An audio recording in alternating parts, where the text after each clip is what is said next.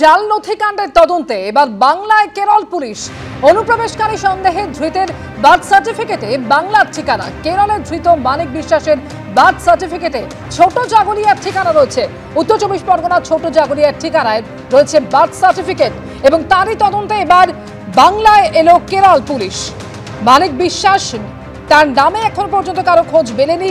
ধৃতের birth certificate জাল এমনই দাবি করছে কেরল পুলিশ। উত্তর 24 পরগনা ছোট জাগুলিয়ার ঠিকানায় রয়েছে বার্থ সার্টিফিকেট এবং সেই নথি যাচাই করতে এবার জাগুলিয়ার ঠিকানায় গেল কেরল পুলিশ। জাল নথিকাণ্ডের তদন্তে এবার বাংলায় কেরল পুলিশ।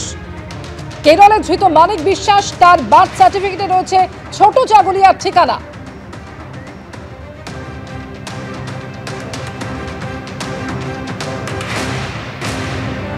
সমীরণ পাল এই মুহূর্তে টেলিফোনে রয়েছেন আমাদের সঙ্গে। সমীরণ, ছোট জাগুলিয়ার ঠিকানায় পৌঁছলো কেরল পুলিশ, ঠিক কি দাবি কেরল পুলিশের? অমৃতা, দেখো, যেটা গতকাল কেরল পুলিশের একটি প্রতিনিধি দল তারা ছোট জাগুলিয়া গ্রাম পঞ্চায়েতে আসে এবং কিছুদিন আগে মানিক বিশ্বাস নামে একজনকে কেরলের ত্রিশূর জেলার আন্তিকার থানার পুলিশ তাকে বেআইনি অনুপ্রবেশকারী হিসেবে গ্রেপ্তার করে, বাংলাদেশ হিসেবে গ্রেপ্তার করে এবং গ্রেপ্তার করার পর যে নথি দেখানো হয় মানিক বিশ্বাসের তরফ থেকে, সেখানে দেখা যাচ্ছে যে 2021 সালে ছোট জাগুলিয়া গ্রাম পঞ্চায়েত থেকে তার জন্মের শংসাপত্র তৈরি করা হয়েছে। সেখানে দেখা যাচ্ছে 1988 সালে মানিক বিশ্বাসের জন্ম এবং তার বাড়ি ছোট জাগুলিয়া গ্রাম পঞ্চায়েতের মন্ডলগাতি এলাকায়। সেই জন্মের শংসাপত্রের নথি যাচাই করার জন্য কেরল পুলিশের একটি প্রতিনিধি দল গতকাল ছোট জাগুলিয়া পঞ্চায়েতে আসে দত্তপুকুর থানার পুলিশকে সঙ্গে নিয়ে এবং পঞ্চায়েতের তরফ থেকে স্পষ্ট জানিয়ে দেওয়া হয় 2021 সালে তৈরি করা এই জন্মের শংসাপত্রটি কোনোভাবেই ছোট জাগুলিয়া গ্রাম পঞ্চায়েত থেকে তৈরি করা হয়নি, অর্থাৎ এই নথি জাল। যে নথি ওই ব্যক্তি দেখিয়েছিল মানিক বিশ্বাস, সেই তদন্ত করতে এসে কেরল পুলিশ জানতে পারে যে নথিটি জাল করা হয়েছে। তৎকালীন গ্রাম পঞ্চায়েতের তৃণমূলের প্রধান, বর্তমান ওই গ্রাম পঞ্চায়েতের উপপ্রধান নুরুল হক জানিয়েছেন যে এই ধরনের জন্মের শংসাপত্র এখান থেকে তৈরি করা হয়নি, এটা জাল নথি, তিনি সরাসরি জানিয়ে দিয়েছেন। এখন প্রশ্ন হচ্ছে যে কি করে এই জাল নথি তৈরি করলো, কারা এই জাল নথি তৈরি করলো, এর দায় কার? এই ছোট জাগুলিয়া গ্রাম পঞ্চায়েতের মন্ডলগাতি এলাকায় মানিক বিশ্বাস নামে কারোর কোনো অস্তিত্ব খুঁজে পাওয়া যায়নি। তাহলে ওই ঠিকানা ব্যবহার করে কে বা কারা, কোন চক্র এই ধরনের পঞ্চায়েতের প্যাডে এই ধরনের জন্মের শংসাপত্র তৈরি করলো? যেখানে দেখা যাচ্ছে 1988 সালে মানিক বিশ্বাসের জন্ম, সেখানে জেলা তার বাড়ির ঠিকানা হিসাবে ছোট জাগুলিয়া গ্রাম পঞ্চায়েতের মন্ডলগাতিকে দেখানো হয়েছে এবং সেই জন্মের শংসাপত্র 2021 সালে তৈরি করা হয়েছে। গোটা বিষয়টি তদন্ত রিপোর্ট কেরল পুলিশ সেখানে সেই সংশ্লিষ্ট আদালতে জমা দেবে এবং গতকাল তারা সরেজমিনে নিয়ে পঞ্চায়েত অফিসে আসে এবং তদন্ত করে যায়। অমৃতা, ধন্যবাদ সমীরণ। আর এই নিয়ে পঞ্চায়েতের উপপ্রধান কি বলছেন শোনাবো। দেখুন, ডুপ্লিকেট সার্টিফিকেট তো যারা করে থাকে এবং আমাদের পঞ্চায়েত থেকে আমরা যে সমস্ত সার্টিফিকেট ইস্যু করি আমাদের থাকে। আমি শুনেছি কেরলের পুলিশ এসেছিল, আমাকে কেউ জানায়নি। ডুপ্লিকেট হয়ে থাকলে প্রমাণপত্র থাকবে, কিন্তু আমাদের পঞ্চায়েতে কোনো প্রমাণপত্র নেই, আমরা ডুপ্লিকেট সার্টিফিকেট করে দেই না। আপনার এখানে কি কেরল পুলিশ এসেছিল? আমার বাড়িতে আসেনি, শুনেছি নাকি পঞ্চায়েতে এসেছিল। এদিকে বিহারে ভোটার তালিকার বিশেষ সংশোধনী নিয়ে মামলায় সুপ্রিম কোর্ট বলল, প্রয়োজনীয় চূড়ান্ত ভোটার তালিকা প্রকাশের পরও আমরা হস্তক্ষেপ করতে পারি। 7 অক্টোবর ফের এই মামলার শুনানি রয়েছে সর্বোচ্চ আদালতে। প্রয়োজনে চূড়ান্ত ভোটার তালিকা প্রকাশের পরেও আমরা হস্তক্ষেপ করতে পারি। বিহারে ভোটার তালিকার বিশেষ সংশোধনী নিয়ে মামলায় সোমবার এই কথা বলে সুপ্রিম কোর্ট। সোমবার সুপ্রিম কোর্টের বিচারপতি সূর্যকান্ত ও জয়মাল্য বাগচির বেঞ্চে বিহারের এসআইআর সংক্রান্ত মামলার শুনানি হয়। এডিআর এর পক্ষে আইনজীবী প্রশান্ত ভূষণ চূড়ান্ত ভোটার তালিকা প্রকাশের আগে শুনানির আবেদন করেছিলেন। তা নিয়ে বিচারপতি সূর্যকান্ত ও জয়মাল্য বাগচির বেঞ্চ বলে, তালিকা প্রকাশের কোনো প্রভাব পড়বে না। যদি এসআইআর প্রক্রিয়ায় কোনো বেআইনি বিষয় থাকে তাহলে তালিকা প্রকাশের পরেও হস্তক্ষেপ করতে পারি। এসআইআর এর নামে একটা অন্য কোনো উদ্দেশ্য যে কাজ করছে এটা সবাই বুঝতে পেরেছে। একবার যাবো, দুবার যাবো কি যাবো না, তারপর বলবে যে না ওরা নেই, এই বলে গরিব মানুষকে নাম কেটে দেওয়া এবং তারপর ডিভোটার করা, তারপর তাকে বিপদে ফেলা, নির্বাচন কমিশন বিজেপির মনোভাবে সেই অ্যাঙ্গেল থেকে চলছে।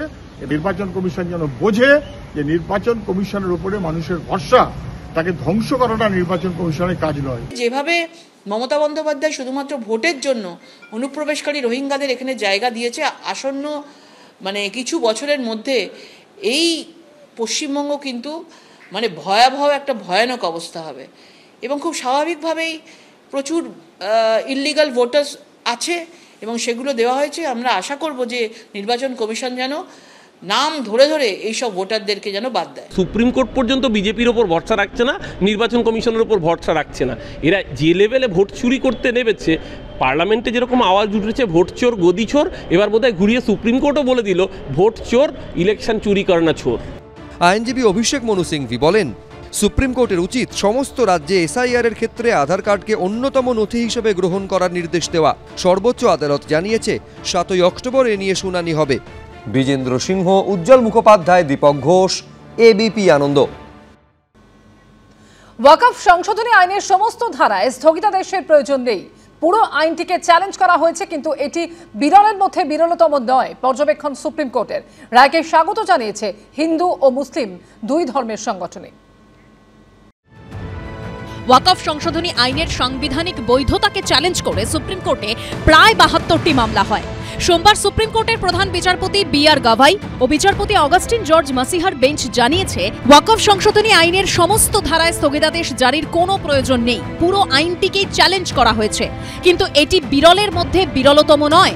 তবে কয়েকটি ধারায় সুরক্ষা প্রয়োজন। সংশোধনী আইনে বলা হয়েছিল, ওয়াকফ তৈরি করতে হলে কোনো ব্যক্তিকে অন্তত 5 বছর মুসলিম ধর্ম পালন করতে হবে।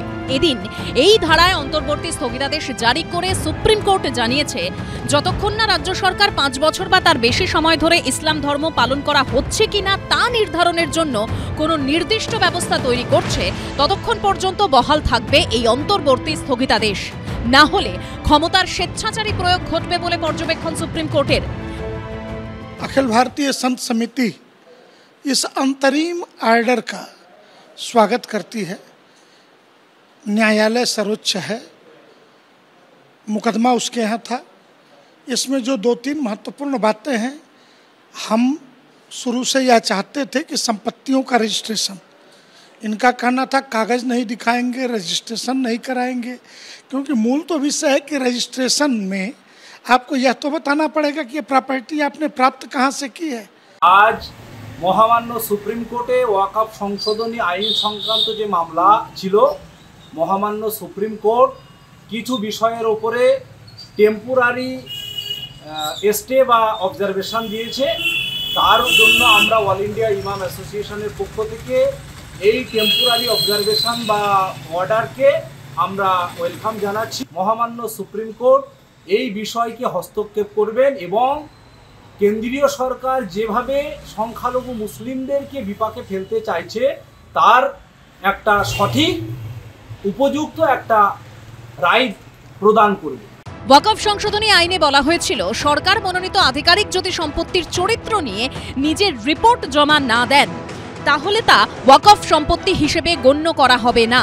আইনে বলা হয়েছিল, যদি সরকার মনোনীত আধিকারিক সম্পত্তিটিকে সরকারি সম্পত্তি হিসেবে নির্ধারণ করেন, তাহলে তিনি রাজস্ব রেকর্ডে প্রয়োজনীয় সংশোধন করবেন এবং রাজ্য সরকারের কাছে এই বিষয়ে একটি রিপোর্ট জমা দেবেন। আইনে বলা হয়েছিল, রাজ্য সরকার তার মনোনীত প্রতিনিধির রিপোর্টের ভিত্তিতে ওয়াকফ বোর্ডকে রেকর্ড সংশোধনের নির্দেশ দেবে। সুপ্রিম কোর্ট এর ওপর অন্তর্বর্তী স্থগিতাদেশ জারি করে জানিয়েছে, বিতর্কিত জমির চরিত্র নিয়ে জেলাশাসকরা সিদ্ধান্ত নেবেন না। নাগরিকদের অধিকার নির্ধারণের জন্য সরকারি আধিকারিকদের অনুমতি দেওয়া যাবে না। ট্রাইব্যুনাল এই সিদ্ধান্ত নেবে। ট্রাইব্যুনাল এবং হাইকোর্টে চূড়ান্ত নিষ্পত্তি না হওয়া পর্যন্ত কোনো ওয়াকফ সম্পত্তির চরিত্র বদল বা মালিকানা হস্তান্তর হবে না। এবিপি আনন্দ।